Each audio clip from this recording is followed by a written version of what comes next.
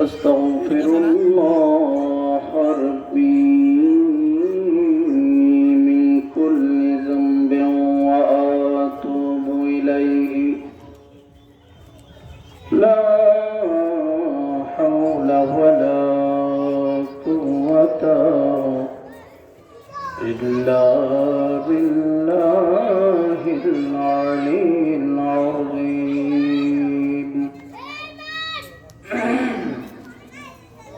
الحمد لله نحمده ونستعينه ونستغفره ونؤمن به ونتوكل عليه ونعوذ بالله من شرور أنفسنا ومن سيئات أعمالنا.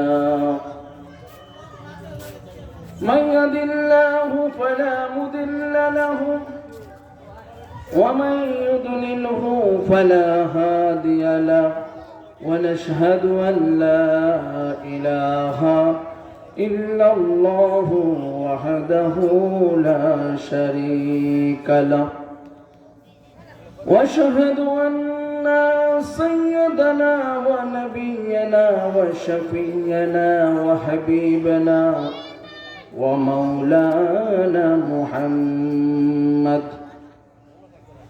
الذي أرسله بالحق بشيرا ونذيرا وداعيا إلى الله بإذنه وسراجا منيرا. أو كما قال الله تعالى في كلامه المجيد والفرقانه الحميد. فأعوذ بالله من الشيطان الرجيم. بسم الله الرحمن الرحيم. قل إن كان آباؤكم وأبناؤكم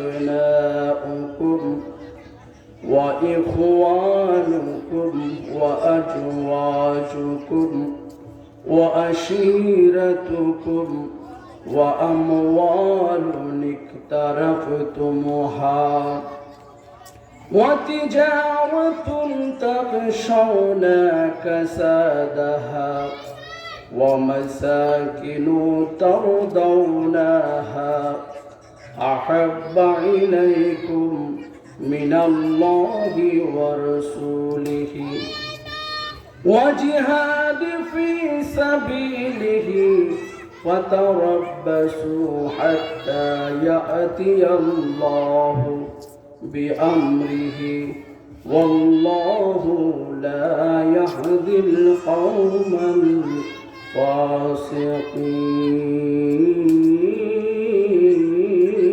الفاسقين. قال النبي صلى الله عليه وسلم لا يؤمن أحدكم حتى أكون أحب إليه من والده وولده والناس أجمعين.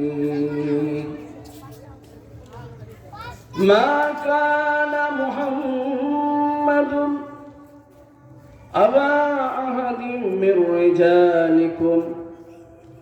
رجالكم ولكن رسول الله وخاتم النبيين وكان الله بكل شيء عليما. إن الله وملائكته يصلون على النبي يا أيها الذين آمنوا صلوا عليه وسلموا تسليما اللهم صل على سيدنا مولانا محمد وعلى عليه سيدنا مولانا محمد جرے جرے محبت اللهم صل على مولانا محمد وعلى عليه سيدنا مولانا محمد নবী আছে কানে শুনি জীবনে নবী দেখলাম না নূর নবীকে না দেখে কবর দেশে নিও না আল্লাহুম্মা সাল্লি আলা সাইয়্যিদিনা মাওলানা মুহাম্মদ ওয়া আলা আলি সাইয়্যিদিনা মাওলানা মুহাম্মদ আলিফেতে আহাদ আল্লাহ লা শারীকে খালিকুল্লাহ নূর মুহাম্মদ হাবিবাল্লাহ আমার মুর্শিদ মাওলানা আল্লাহুম্মা সাল্লি مولانا محمد وعلى علي سيدنا مولانا محمد بلغ العلا بكماله كشف الدجى بجماله حسنت جميع خصاله صلوا عليه وآله ज़मीन और ज़मान तुम्हारे लिए मुकीन और मुकाम तुम्हारे लिए ज़मीन और ज़मान तुम्हारे लिए या रसूल अल्लाह ज़मीन और ज़मान तुम्हारे लिए मकीन और मकान तुम्हारे लिए दहन बेजुबान तुम्हारे लिए हम आए हैं तुम्हारे लिए बलगल उला बिकमालिही कशफत दुजा बिजमालिही حسنت جميع خصاله صلوا عليه وآله سلموا على كعب مبارك صلوا على صدر الأمين مصطفى ما جاء إلا رحمة للعالمين كلمة طيبة لا إلا الله محمد رسول الله صلى الله عليه وسلم উপস্থিত মুআজ্জিজ মুহতারাম সম্মানিত মুরব্বিয়ানে আযম ঐতিহ্যবাহী মুশরিফুল্লাহ দরবার শরীফের প্রতিষ্ঠাতা শাহ মোহাম্মদ আহসান উল্লাহ হযরত কিবলা রহমতুল্লাহ আলাইহি হইতে খেলাফত প্রাপ্ত হযরত শাহ মোহাম্মদ মধু মুন্সিদ আলী সাহেবের রহমতুল্লাহ আলাইহির 61তম উরুস শরীফ উদযাপন উপলক্ষে ওয়াজ ও দোয়ার মাহফিলের সম্মানিত সভাপতি, উপস্থিত থাকবেন দূর দূরান্ত থেকে বহু উলামায়ে কেরাম এবং সম্মানিত রাজনীতিবিদ,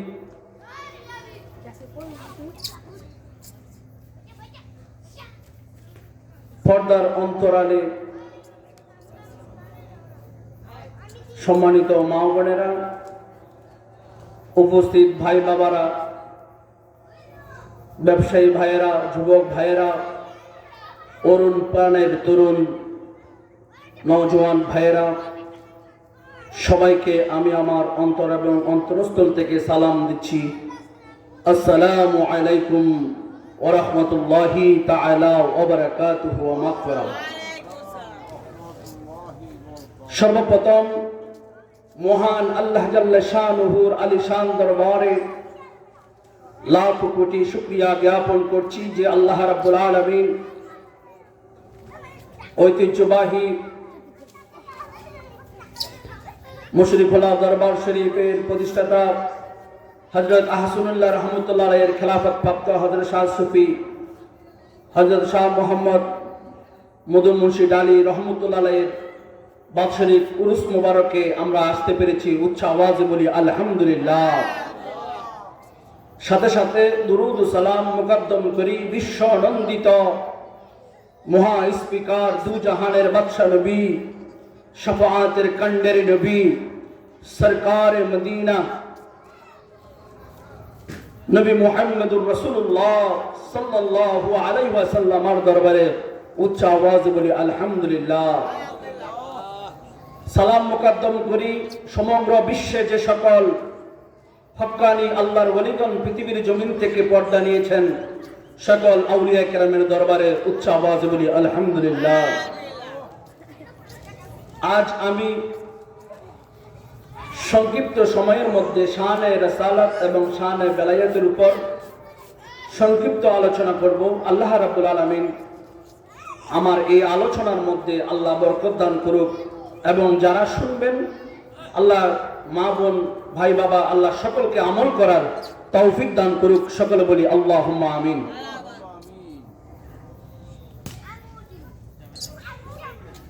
প্যারা হাজিরিন, সারা বিশ্বের মধ্যে মুসলমানের মধ্যে নৈতিকতার অবক্ষয় ঘটছে। সারা বিশ্বের মুমিন মুসলমান, দিনদার, পরহেজগার, মুত্তাকি যারা রয়েছে তাদেরকে শয়তান ধোঁকা দেওয়ার মাধ্যমে ইসলাম থেকে আলাদা করার অপচেষ্টা করছে। সারা বিশ্বের মুসলমান ঘর ভারী, দালান কোঠা, ব্যবসা বাণিজ্য ঘরে তোলার জন্য কম্পিটিশন করছে। সারা বিশ্বের মুসলমান আল্লাহকে পাওয়ার জন্য, রাসূলকে পাওয়ার জন্য কোনো প্রতিযোগিতাই করছে না, ঠিক কি না? সমগ্র বিশ্বে মুসলমানদের মধ্যে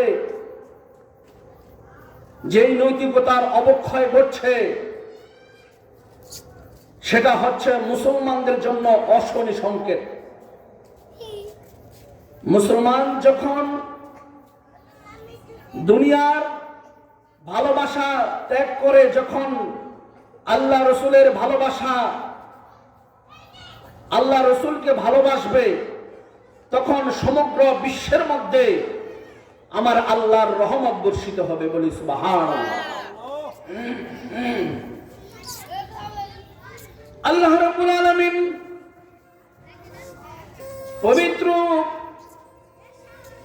কোরআনুল হাকিমের মধ্যে ইরশাদ করেছেন সূরা তাওবা 24 নং আয়াতে আল্লাহ বলেন, কুল ইন কানা আবাউকুম ওয়া আবনাউকুম ওয়া ইখওয়ানুকুম وأزواجكم وعشيرتكم وأموال اقترفتموها আল্লাহ বলেন, ওগো আমার হাবিব, আপনি বলে দিন, ইন কানা আবাউকুম, যদি তোমাদের পিতা, ওয়া আবনাউকুম, তোমাদের পুত্র, ওয়া ইখওয়ানুকুম, তোমাদের ভাই, ওয়া আজওয়াজুকুম, তোমাদের স্ত্রী, ওয়া আশিরাতুকুম, এবং তোমাদের সগোত্রীয়, তোমাদের জাত, ওয়া আমওয়ালুন ইকতারাফতুমুহা, এমন সম্পদ যা তোমরা অর্জন করেছ, ওয়া তিজারাতুন, এমন ব্যবসা, তাকশাউনা কাসাদাহা, মন্দ হওয়ার আশঙ্কা করছো, ব্যবসা বন্ধ হয়ে যাওয়ার আশঙ্কা করছো, ওয়া মাসাকিনু তারদাউনাহা, এমন বাসস্থান তোমরা ঘরে তুলেছ যা তোমরা পছন্দ করছো, আহাব্বা ইলাইকুম, এইসব তোমাদের নিকট অনেক প্রিয় হয়, মিনাল্লাহি ওয়া রাসূলিহি, আল্লাহ এবং রাসূলের চাইতে এই সমস্ত তোমাদের কাছে অনেক প্রিয়, ওয়া জিহাদি ফি সাবিলিহি, এবং আল্লাহর রাস্তায় জিহাদ করার চাইতে, ফাতারাব্বাসু, আল্লাহ বলেন অপেক্ষা করো, হাত্তা ইয়াতি আল্লাহু বিআমরিহি, আল্লাহর হুকুম আসা পর্যন্ত অপেক্ষা করো, ওয়াল্লাহু লা ইয়াহদিল কওমাল ফাসিকিন,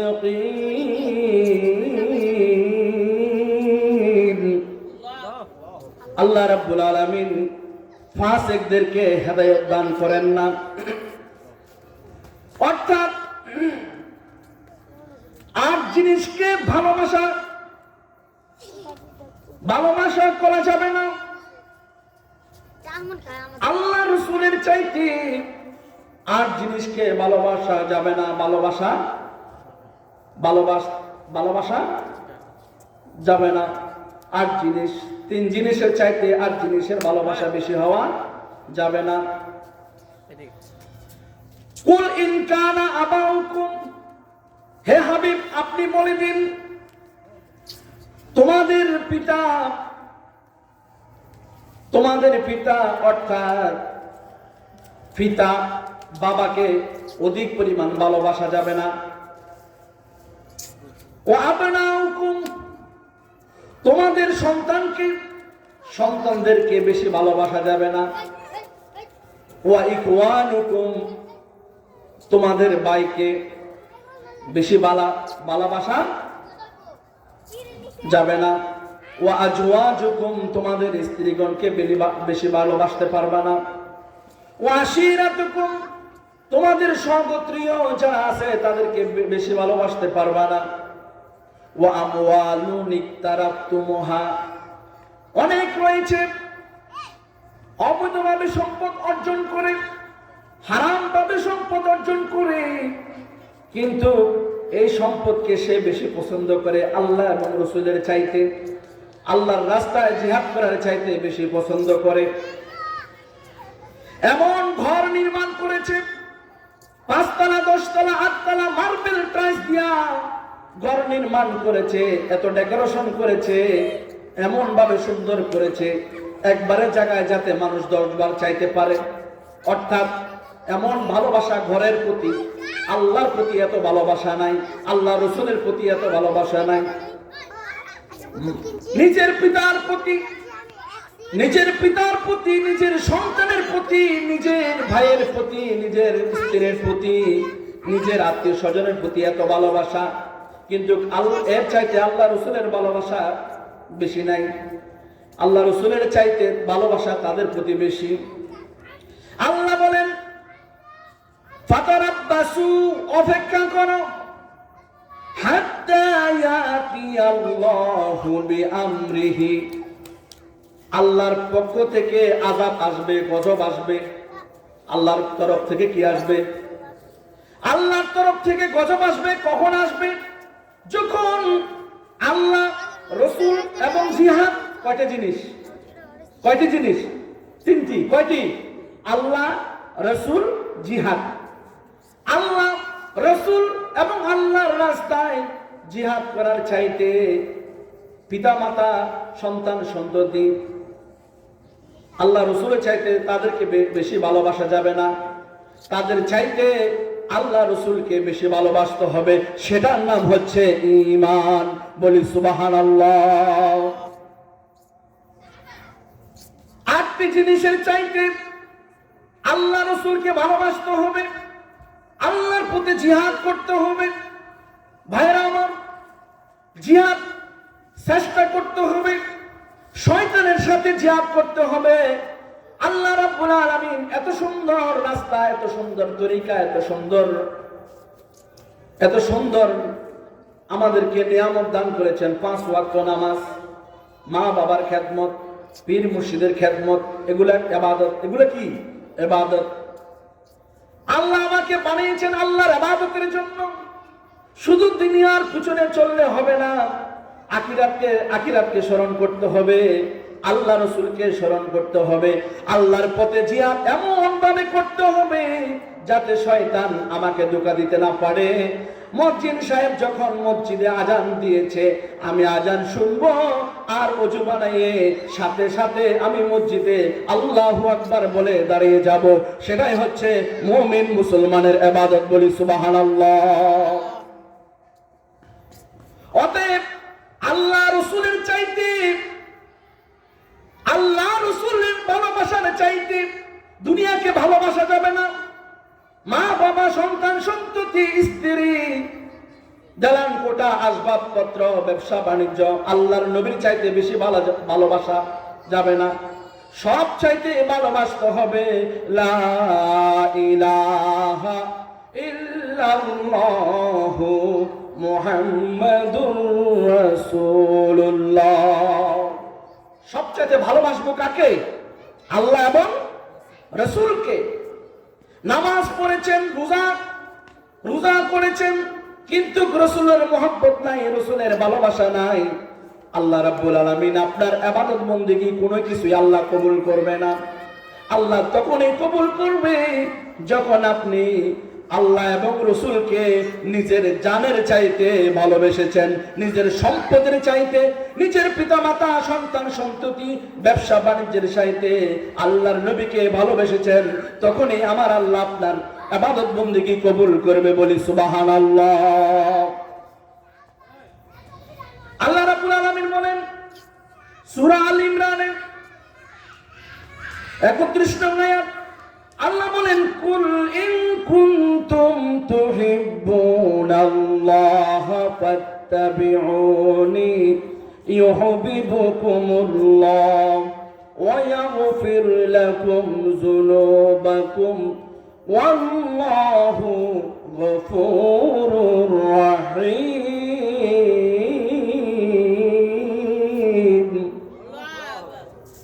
কুল ইন কুনতুম, হে হাবিব আপনি বলে দিন, যদি তোমরা তুহিব্বুনাল্লাহ, যদি তোমরা আল্লাহকে ভালোবাসো, ফাত্তাবিউনি, তবে আমার অনুসরণ করতে হবে। ইউহিব্বুকুমুল্লাহ, আমার অনুসরণ যদি তোমরা করো, আমার আল্লাহ তোমাদেরকে ভালোবাসবেন। বলি সুবহানাল্লাহ। ওয়া ইয়াগফির লাকুম যুনুবাকুম, আল্লাহ রাব্বুল আলামিন তোমাদের গুনাহ খাতা maaf করে দিবেন। ওয়াল্লাহু গফুরুর রহিম, আল্লাহ হচ্ছেন অধিক ক্ষমাশীল এবং করুণাময়। বলে সুবহানাল্লাহ। ভাইরা আমার, কুল ইন কুনতুম তুহিব্বুনাল্লাহ, নামাজ পড়েছেন, রাসূল বাদ দিয়েছেন, হজ করেছেন, রাসূল বাদ দিলেন, যাকাত দিলেন, রাসূল বাদ দিলেন, মা বাবার খেদমত করলেন, আল্লাহর নবীকে বাদ দিলেন, নামাজ হবে? নামাজ হবে? হবে না। যদি তোমরা আমি আল্লাহকে ভালোবাসো, যদি তোমরা আল্লাহকে ভালোবাসো, আল্লাহকে ভালোবাসার দাবি রাখো, তাহলে আমি রসুলের অনুসরণ করতে হবে। আর আমি রসুলের অনুসরণ করলে আল্লাহ রাব্বুল আলামিন তোমাদের গুনাহ খাতা মাফ করে দিবেন। আল্লাহ কি করবেন? আমাদের গুনাহ খাতা মাফ করবেন। রাসূলকে ভালোবাসতে হবে। রাসূলকে সম্পদ দুনিয়ার চাইতে, মা বাবার চাইতে, সন্তানের চাইতে, নিজের পছন্দনীয় আসবাবপত্র সম্পদের চাইতে আল্লাহর নবীর ভালোবাসা বেশি হতে হবে। আল্লাহর নবী বলেন, লা ইউমিনু আহাদুকুম হাত্তা আকুনা আহাব্বা ইলাইহি মিন ওয়ালিদিহি ওয়া ওয়ালাদিহি ওয়ান নাসি আজমাইন। তোমরা ততক্ষণ পর্যন্ত মুমিন হবে না, মুমিন হবে না, মুমিন হবে না, যতক্ষণ না আমি তোমাদের ছেলে সন্তান, আমি তোমাদের পিতা এবং সন্তান এবং সকল মানুষের চাইতে তুমি আমার নিকট অধিক প্রিয়, অর্থাৎ আমি রাসূল তোমাদের নিকট অধিক প্রিয় না হব। বলি সুবহানাল্লাহ। সকলের চাইতে আমি রাসূল যতক্ষণ না তোমাদের নিকট অধিক প্রিয় না হব, ততক্ষণ পর্যন্ত তোমরা কামেল মুমিন হইতে পারবে না। হযরত আব্দুল্লাহ ইবনে হিশাম রাদিয়াল্লাহু তাআলা আনহু থেকে বর্ণিত, তিনি বললেন, আমরা আল্লাহর নবী মুহাম্মদুর রাসূলুল্লাহ সাল্লাল্লাহু আলাইহি ওয়াসাল্লামের সামনে উপস্থিত ছিলাম। আল্লাহর নবী হযরত ওমর রাদিয়াল্লাহু তাআলার হাত ধরে চলতে লাগলেন। হযরত ওমর বললেন, ইয়া রাসূলুল্লাহ, আমার জান ব্যতীত সব কিছু চাইতে আমি আপনাকে ভালোবাসি। আল্লাহর রাসূল বলেন, আল্লাহর নবী বলেন, আল্লাহর কসম, খোদার কসম, যার হাতে আমার প্রাণ, হে ওমর, তুমি মুমিন না, তুমি মুমিন হবে না যতক্ষণ না তোমার জানের চাইতে আমি রাসূল তোমার নিকট অধিক প্রিয় হব। তখন ওমর রাদিয়াল্লাহু তাআলা আনহু বললেন, ইয়া রাসূলুল্লাহ, এখন আমি মুমিন হয়েছি। বলি সুবহানাল্লাহ। এখন আমি কি হলাম? মুমিন। আল্লাহর নবী বলেন যে যতক্ষণ না তোমার জানের চাইতে আমি রাসূল তোমার নিকট অধিক প্রিয় না হব, ততক্ষণ পর্যন্ত তুমি মুমিন হতে পারবে না। অর্থাৎ সব কিছুর চাইতে ওমর ভালোবেসেছেন কাকে? আল্লাহর নবী মুহাম্মদ রাসূলুল্লাহ সাল্লাল্লাহু আলাইহি ওয়াসাল্লামকে। ভালোবাসতে হবে, নবীর প্রেম মহব্বত জাগ্রত করতে হবে, ঠিক কি না? নবীর ভালোবাসা নাই, কোনো কিছুই আল্লাহর কাছে গ্যারান্টেড হবে না, আল্লাহর কাছে কবুল হবে না। দেখেন, মাইকে শ্রবণরত অনেক মা বোন রাস্তাঘাট, দোকানপাটে, চায়ের দোকানে অনেক মুরিব্বি বাবারা শুনছে। সবাই কি হেদায়েত করবে? আল্লাহ সবাইকে হেদায়েত করবে? আল্লাহ যাকে ভালোবাসবেন তাকে কি করবে? হেদায়েত করবে, ঠিক কি না? এই কোরআন একমাত্র হুদাল লিল মুত্তাকিন, মুত্তাকিদের জন্য পথ প্রদর্শক। বলি সুবহানাল্লাহ। সমগ্র বিশ্বে মাথায় টুপি আছে, দাড়ি আছে, জুব্বা আছে, কিন্তু সমগ্র বিশ্বের মুসলমান দুই ভাগে বিভক্ত। একদল মুসলমান নারায়ে তাকবীর, আল্লাহু আকবার, নারায়ে রিসালাত, ইয়া রাসূলুল্লাহর পক্ষে, আরেক দল মুসলমান নারায়ে রিসালাতের বিপক্ষে, ঠিক কি না? এর মাঝে ঈমানকে মজবুত করতে হবে, ঈমানকে শক্ত রাখতে হবে। রাসূলুল্লাহর মুহাব্বত ছাড়া ঈমান কখনো মজবুত হবে? রাসূলুল্লাহর মুহাব্বত লাগবে, রাসূলুল্লাহর ভালোবাসা লাগবে। ভাইরা আমার,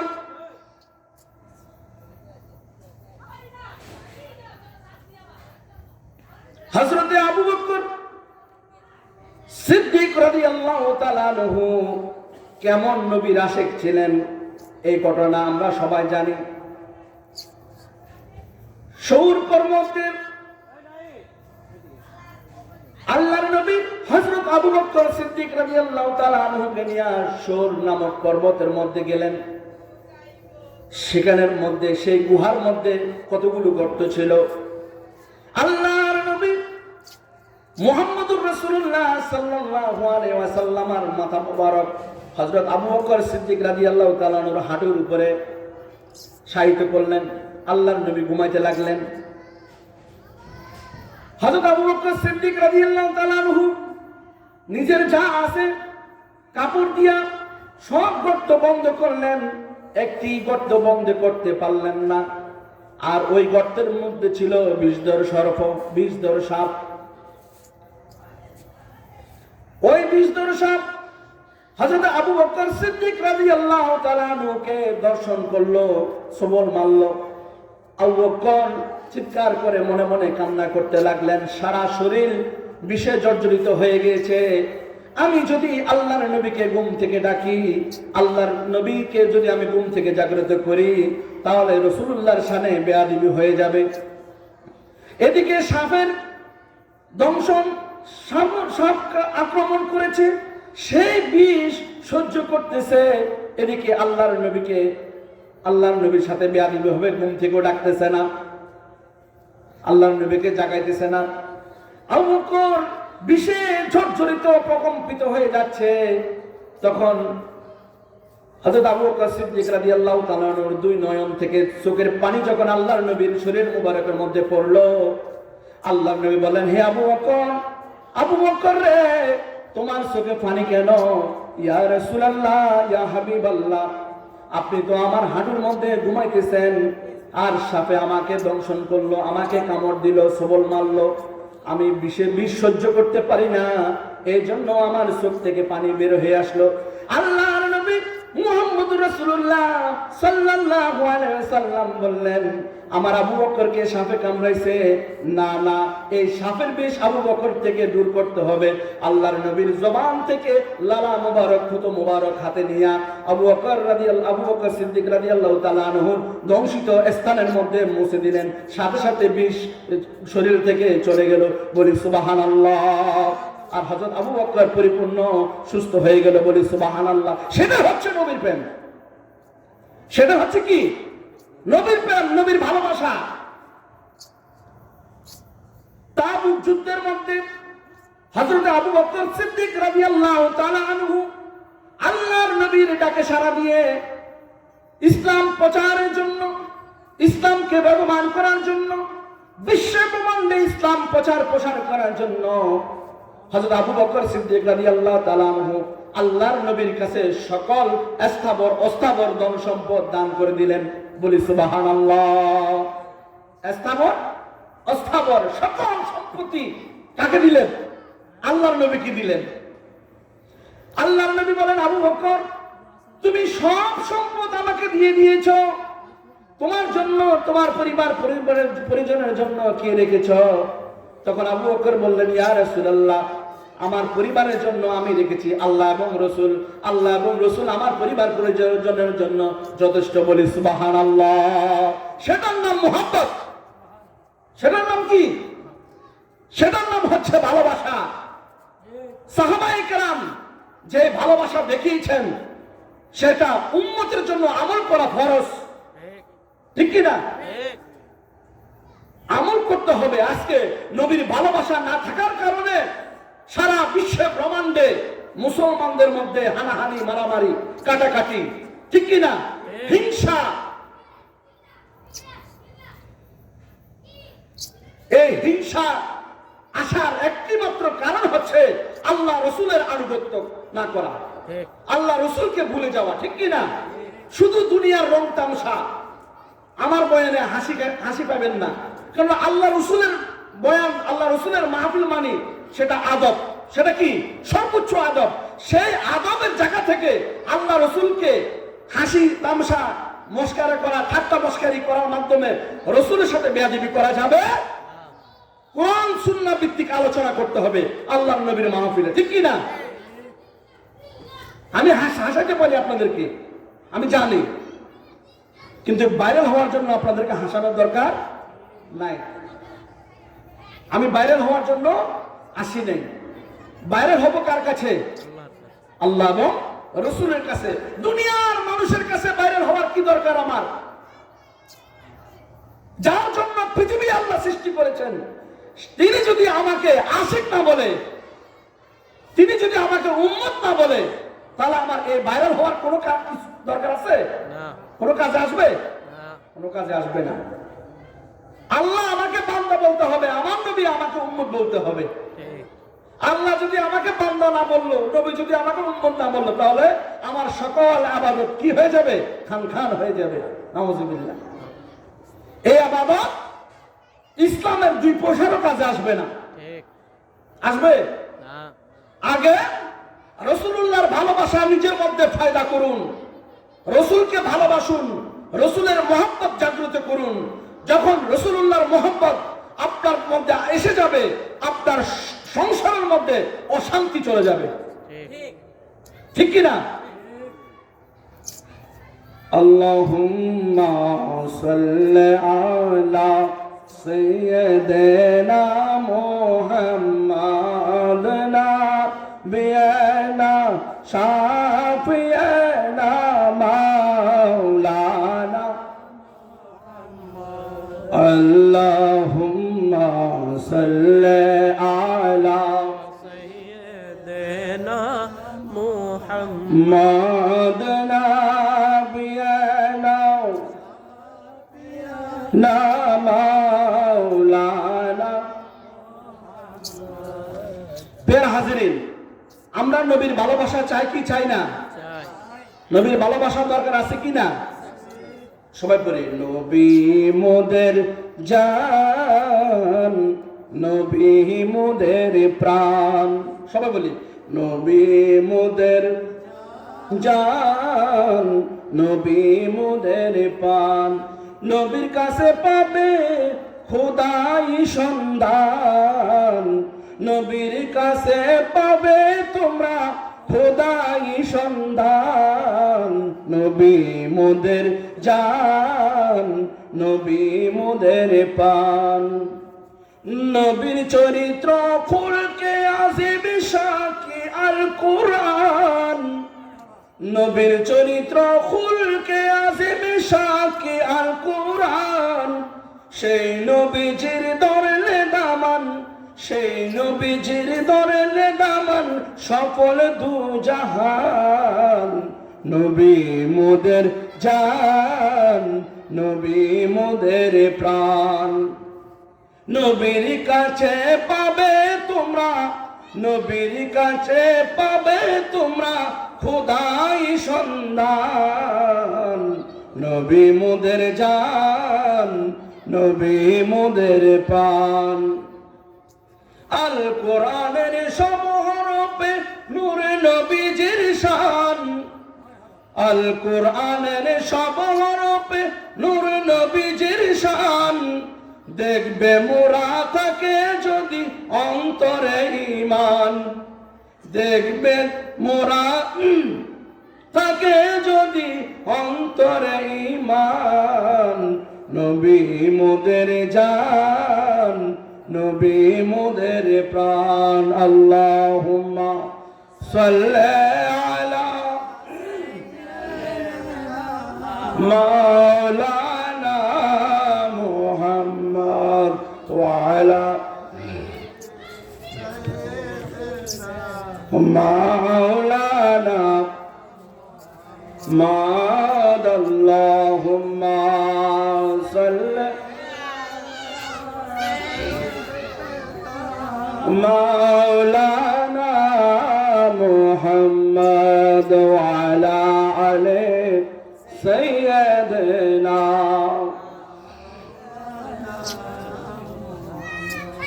প্রিয় হাজিরিন, উহুদের যুদ্ধে 70 জন সাহাবী শাহাদাত বরণ করেছে। একের পর একটি একটি লাশ রাখা হচ্ছে। আল্লাহর নবী মুহাম্মদুর রাসূলুল্লাহ সাল্লাল্লাহু আলাইহি ওয়াসাল্লাম গনে গনে গনে গনে 68 জনের মরদেহ পেয়েছে। কিন্তু দুজনের লাশ পাওয়া যায় নাই। একজনের লাশ হলো আল্লাহর নবীর চাচা হযরত হামজা রাদিয়াল্লাহু তাআলা আনহু, আরেকজন হচ্ছে নবীজির সাহাবী হযরত হানজালা রাদিয়াল্লাহু তাআলা আনহু। কয়জন? দুজন। আল্লাহর নবী তাদেরকে না পাইয়া আল্লাহর নবী চিন্তায় পড়ে গিয়েছেন। আল্লাহর নবী অস্থির হয়ে পড়ে আছেন। সাহাবায়ে কেরামদেরকে ডাকলেন, ওগো সাহাবারা, তোমরা কোথায় আছো? সবার লাশ পাওয়া গেছে কিন্তু দুজনের লাশ পাওয়া যায় নাই। একজন হচ্ছে আমার চাচা, আরেকজন হচ্ছে আমার সাহাবী হযরতে হানজালা রাদিয়াল্লাহু তাআলা আনহু। হঠাৎ করে একজন পর্দানসীন মহিলা আল্লাহর নবী মুহাম্মদুর রাসূলুল্লাহ সাল্লাল্লাহু আলাইহি ওয়াসাল্লামের সামনে আসলেন। রাসূল চিনতে পারলেন না। আল্লাহর নবী মুহাম্মদুর রাসূলুল্লাহ সাল্লাল্লাহু আলাইহি ওয়াসাল্লামকে ওই মহিলা বললেন, ইয়া রাসূলুল্লাহ, আপনি কি আমাকে চিনতে পেরেছেন? যে আপনি তো গতকাল আমাকে বিবাহ পড়িয়েছেন।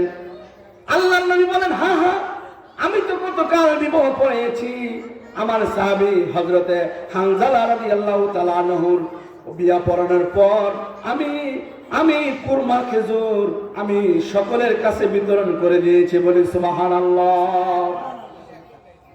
ইয়া রাসূলুল্লাহ, ইয়া হাবিবাল্লাহ, দয়া করে মায়া করে আপনার হাত, আপনি একটু আমার হাতটা দেখেন।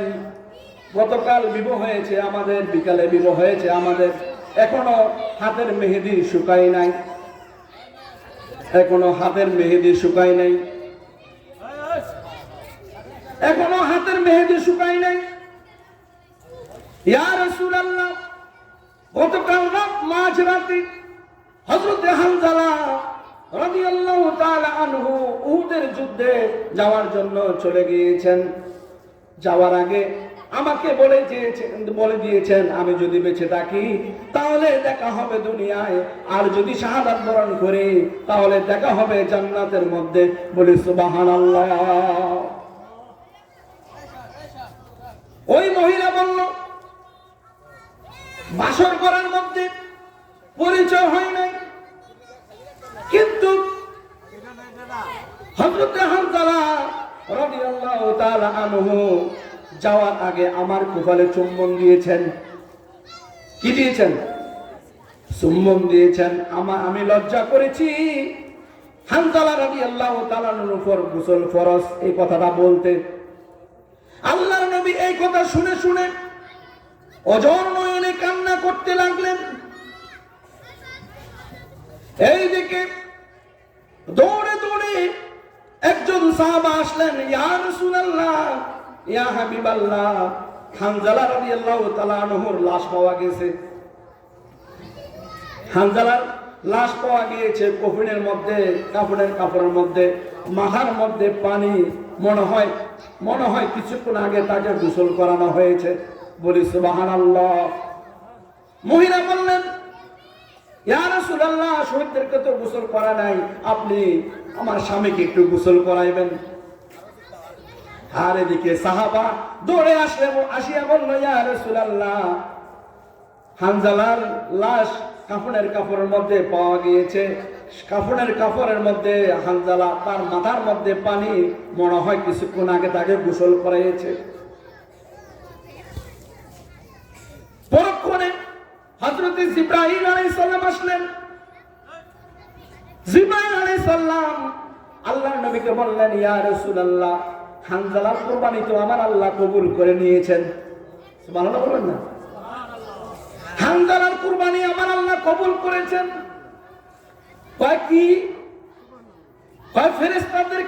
ফেরেশতা জিবরাইল বাহিনীদেরকে ডাকার সময় তারা তৃতীয় আসমানে নিয়ে গিয়েছে।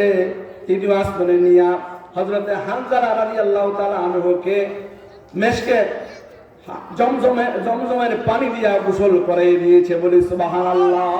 আর ওই কাপড়ের মধ্যে মেশকে আম্বরের খুশবু, মেশকে আম্বরের আতরের ঘ্রাণ পাওয়া গিয়েছে, যা আল্লাহ রাব্বুল আলামিনের তরফ থেকে এসেছে, বলি সুবহানাল্লাহ।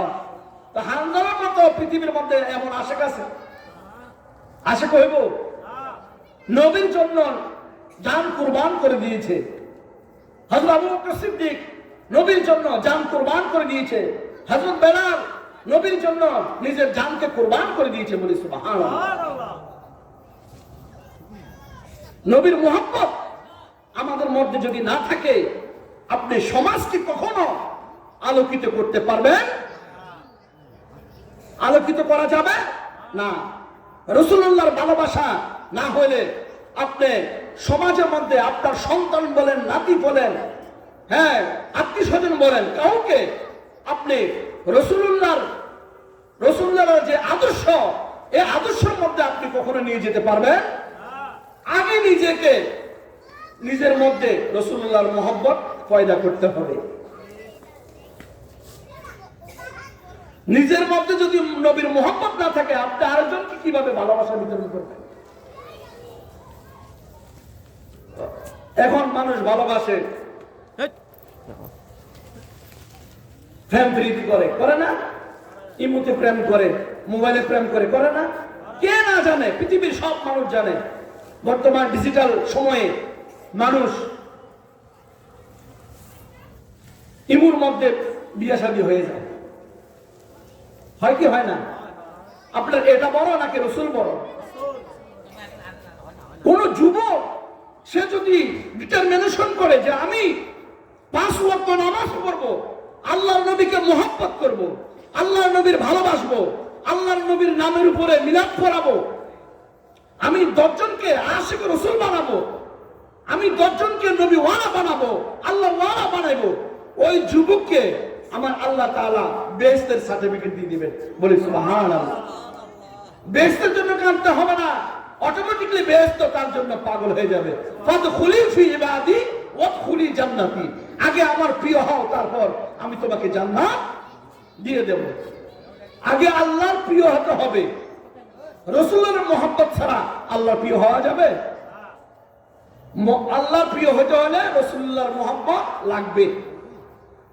আল্লাহ তাআলা আমাদেরকে আল্লাহ এবং রাসূলের আদর্শবান্বিত হওয়ার তৌফিক দান করুক, বলি আল্লাহুম্মা আমিন। আরো জোরে বলি আল্লাহুম্মা আমিন।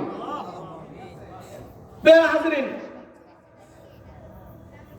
হযরত বেলাল রাদিয়াল্লাহু তাআলা আনহু সে একজন কৃতদাস ছিল। কি ছিলেন? কৃতদাস। কেমন আশিক রাসূল ছিলেন? হযরত বেলাল রাদিয়াল্লাহু তাআলা আনহুর জবানে কেন কালিমা তাইয়্যিব লা ইলাহা ইল্লাল্লাহ, কেন নবীর নাম? এই জন্য তার মালিক তাকে হাত পা বাঁধিয়া বুকের মধ্যে পাথর চাপা দিয়া এই প্রখর রৌদ্রের মধ্যে শয়ন করে দিয়েছেন। এই ছাড়া অনেক জুলুম করছে, অনেক নির্যাতন করছে, যা ভাষা দিয়ে প্রকাশ করা যাবে না। তারপরে হযরত বেলাল নবীকে ছাড়ে নাই, নবীর কলমা ছাড়ে নাই।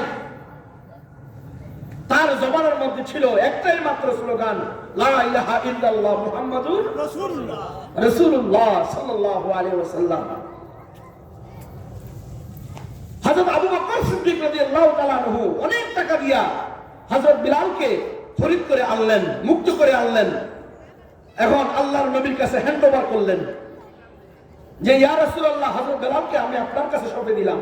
হযরত বেলাল আল্লাহর নবীর খেদমত করতে লাগলেন। মসজিদে নববীতে আযান হয় না, যার আযান না হইলে ভোর হবে না, যার আযান না হইলে মানুষ নামাজের প্রস্তুতি দিবে না। কিন্তু হযরত বেলাল, আল্লাহ একটু ভুল শুনে বেশি, আশিকদের ভুল শুনে কি বেশি। হযরত বিলালের মালিক তার ঠোঁট সেলাই করে দিছে, কেন নবীর নাম বলে। এই জন্য সে যখন আযান দিত তখন আযানের উচ্চারণটা অশুদ্ধ শোনা যেত।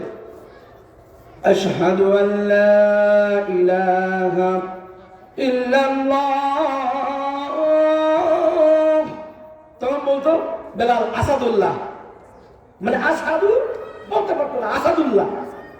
আল্লাহ বলেন, ওগো বেলাল, আমি তোমার ভুলটা শুনি বেশি, কেননা তোমার ভিতরে আমার হাবিবের মোহাব্বত, তোমার অন্তরের মধ্যে আমার হাবিবের কি মোহাব্বত, সেজন্য আমি আল্লাহ তোমার ভুলটা বেশি শুনি।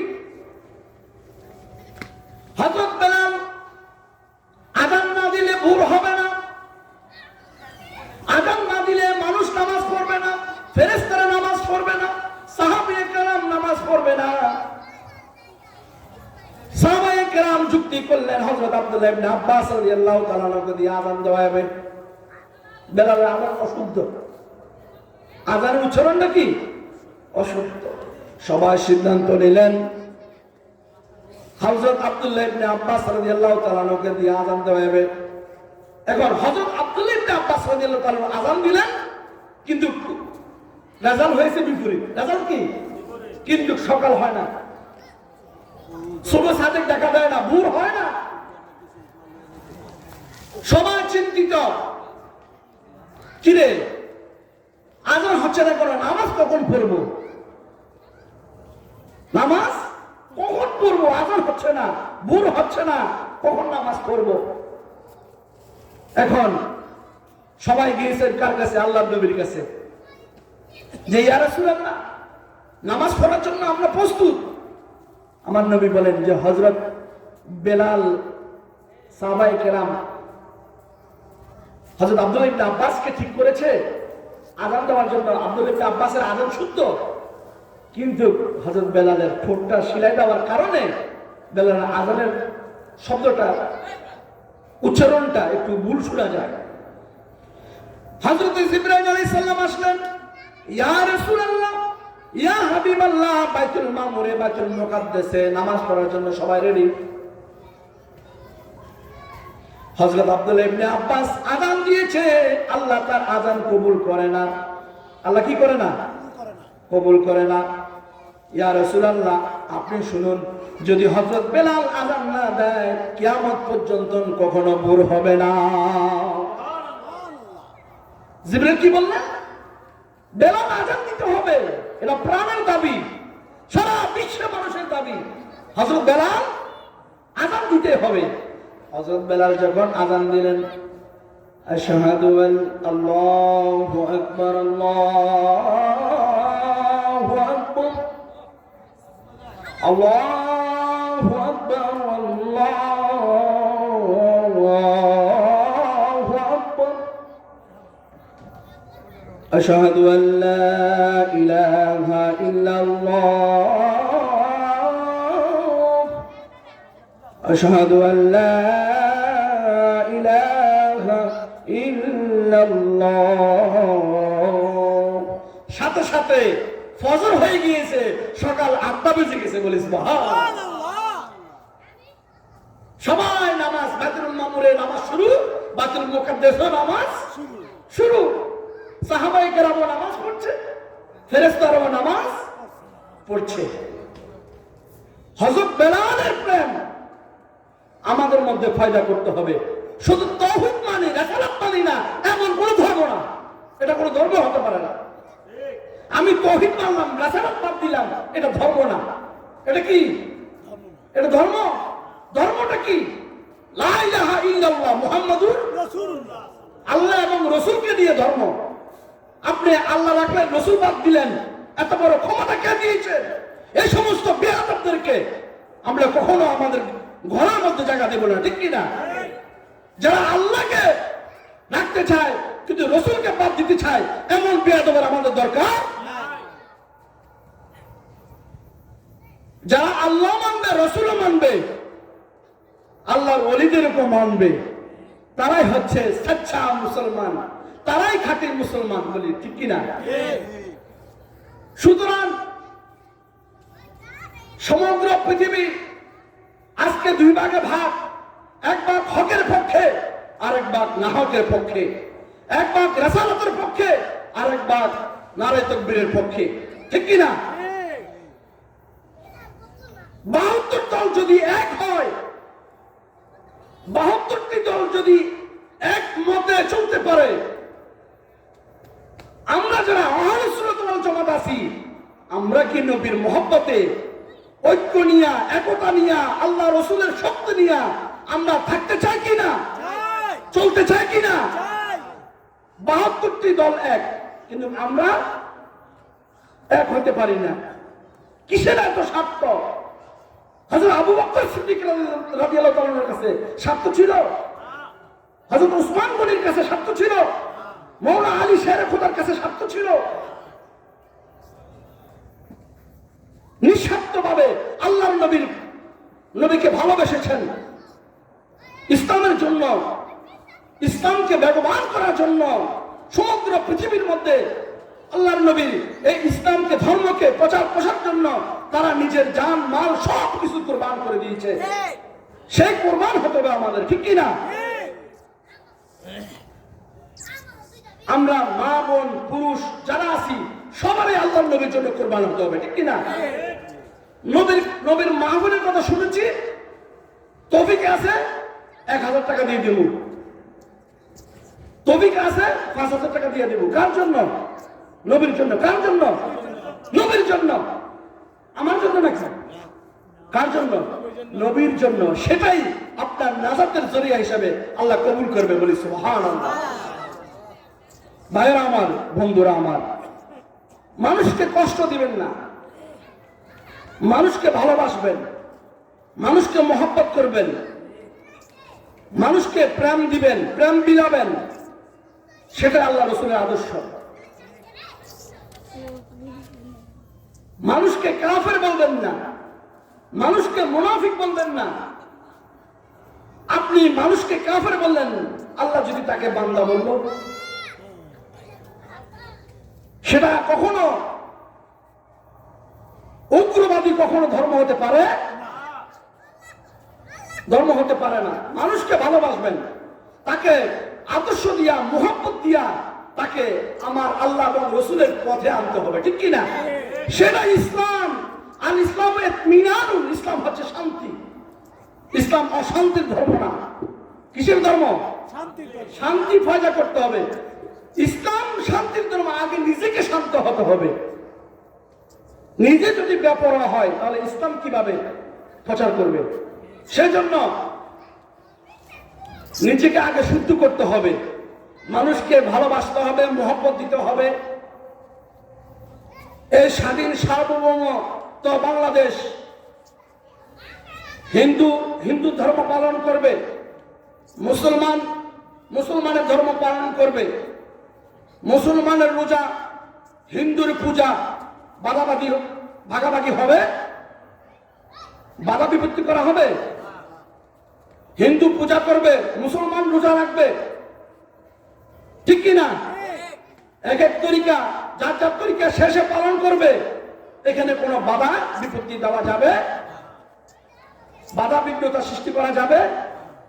তখন করব, তখন বাধা দেব যখন আমার নবীর শানে বেয়াদবি হবে, আউলিয়ার শানে বেয়াদবি হবে, তখন আমরা বাধা দেব, ঠিক কিনা?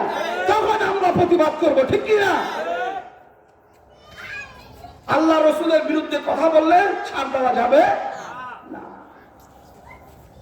প্রিয় হাজিরিন, আজকের আলোচনা এটা কোরআন সুন্নাহ ভিত্তিক আলোচনা নাকি? এই আলোচনাটুকু যদি আমরা আমল করি, আমাদের জীবনটা অনেক পরিবর্তন হবে কি হবে না? আল্লাহুম্মা সাল্লি আলা সাইয়্যিদিনা মাওলানা মুহাম্মদ ওয়া আলা আলি সাইয়্যিদিনা মাওলানা মুহাম্মদ। প্রিয় হাজিরিন, আল্লাহ রাব্বুল আলামিন যেহেতু আজকে হযরত শাহ সুফি মধু মুন্সি ঢালী রহমতুল্লাহ আলাইহির উরুস মুবারক, ওনার সামনে কিছু না বললে তো এটা হক আদায় হয় না। আল্লাহ রাব্বুল আলামিন বলেন, আলা ইন্না আউলিয়া আল্লাহি লা খাউফুন আলাইহিম ওয়া লা হুম ইয়াহজানুন।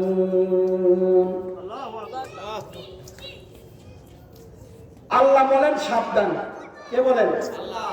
আল্লাহ যেখানে সাবধান বলে সেখানে আপনি মিছিল করতে পারবেন? আল্লাহর বিরুদ্ধে মিটিং করতে পারবেন? করা যাবে? আল্লাহ সাবধান, ইন্না আউলিয়া আল্লাহ, নিশ্চয় আল্লাহর ওলি। আল্লাহর ওলি কারা? আল্লাহর ওলি হচ্ছে তারা যাদেরকে দেখলে আমার গায়ের লোমগুলা শীত কাটা দিয়ে যায়। তারাই কারা? তারাই আল্লাহর ওলি। তারা কি? ওয়া কুনু মা'আস সাদিকিন, লা খাউফুন, তাদের ভয় নাই। কে বলছেন? লা খাউফুন, আল্লাহ বলেন সাবধান, ইন্না আউলিয়া আল্লাহ, নিশ্চয় আল্লাহর ওলিগণের লা খাউফুন, ভয় নাই, ওয়ালা আলাইহিম ওয়ালা হুম ইয়াহজানুন, তারা কখনো দুশ্চিন্ত হবেন না। তাদের কোনো ভয় নাই, তারা কখনো দুশ্চিন্তাগ্রস্ত হবেন না। বর্তমান হবে না, অতীতও হবেন না, ভবিষ্যতেও হবেন না। আল্লাযীনা আমানু ওয়া কানু ইয়াত্তাকুন, যদি তোমরা ঈমান আনো এবং ফরজগারিতা অর্জন করো, লাহুমুল বুশরা ফিল হায়াতিদ দুনিয়া ওয়া ফিল আখিরাহ, দুনিয়ার জীবন, পরকালের জীবন তাদের জন্য রয়েছে শুভ সংবাদ। কাদের জন্য? আল্লাহর ওলিদের জন্য। দুনিয়ার মধ্যে শুভ সংবাদ, পরকালও কি শুভ সংবাদ। লা তাবদীলা লিকালিমাতিল্লাহি, আল্লাহর কালাম পরিবর্তন হয় না। যালিকা হুয়াল ফাওজুল আযীম, এটাই মহা সাফল্য। বলি সুবহানাল্লাহ। আমার ভয় আছে, সলিমউদ্দিন কলিমুদ্দিনের ভয় আছে, আল্লাহর ওলির ভয়। 70টি মাজার ভেঙে দেওয়া হয়েছে। কয়টি? তারা কোন ইসলাম মানে? যারা মাজারে হামলা করে তারা কি মুসলমান? প্রশাসনের উপস্থিতিতে মাজারে হামলা হবে, প্রশাসন নীরব কেন? জাতি জানতে চায়, ঠিক কিনা? মাজারে হামলা, ওলির দরবারে হামলা, খানকায় হামলা, সারা বাংলাদেশে মাজারে হামলা, প্রশাসন নীরব কেন?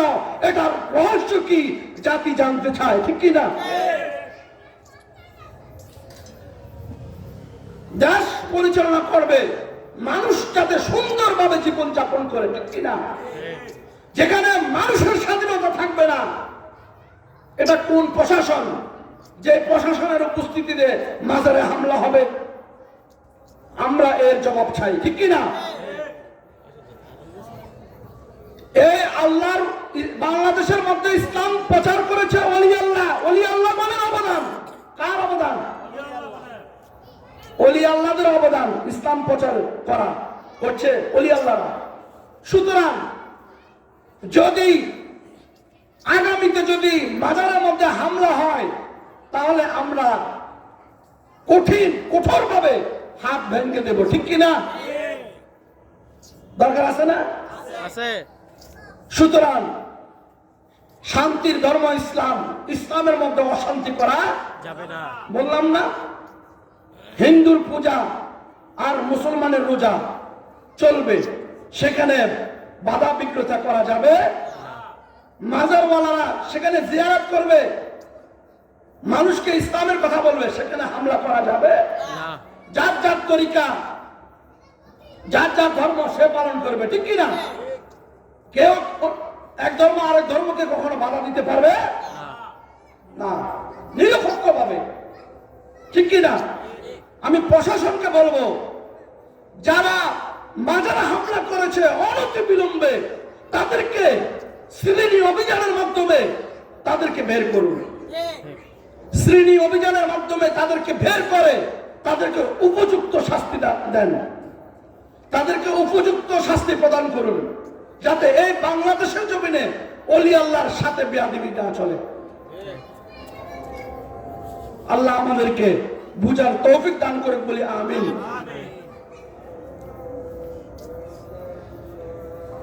আল্লাহ রাব্বুল আলামিন বলেন